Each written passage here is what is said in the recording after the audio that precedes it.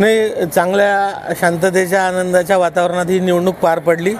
उपाध्यक्ष आणि 3 सदस्य हे निवडून येणार हे काळ्या दगडावरची रेष होती आणि चौथ्या जागेसाठी लोक गवगवा करत होते की अगदी चांगल्या आणि लोकशाहीच्या पद्धतीने ही निवडणूक झाली पाहिजे।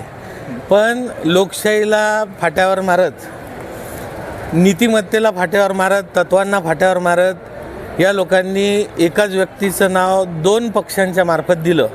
खऱ्या अर्थाने हीच लोकशाहीची थट्टा होती। या निवडणुकीतच हे दोन्ही पक्ष एक दुसऱ्याच्या विरोधात लढले होते आणि एवढं लढल्यानंतर, एवढं एकमेकाला शिव्या दिल्यानंतर, हारल्यानंतर पुन्हा सत्तेसाठी किती मरमर असते। म्हणजे खालच्या लेवलपासून तर आपण वरच्या लेवलपर्यंत पाहिलं की काँग्रेस, राष्ट्रवादी हे सत्तेसाठी किती खालच्या लेवलला जाऊ शकतात हे आज पुन्हा त्यांनी स्वतः सिद्ध करून दाखवलं।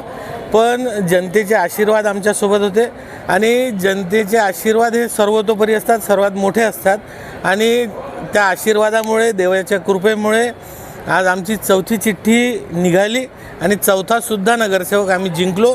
मी सर्व जनतेचं, खामगावच्या नागरिकांचं आणि निवडून आलेल्या सर्वांचं, उपाध्यक्ष आमच्या काकू संतोष देवी पुरोहित, नगरसेवक आमचे पप्पूसेठ अग्रवाल, रामभाऊ मिश्रा, आपले बाबूभया भट्टड आणि मुन्नाभाऊ पुरवार या सर्वांचं खूप खूप अभिनंदन करतो। या चौघांच्या आता आजपासनं येण्याने, पदावर बसल्याने आजपासनं खऱ्या अर्थानं नगरपालिकेचं काम सुरू होणार आहे।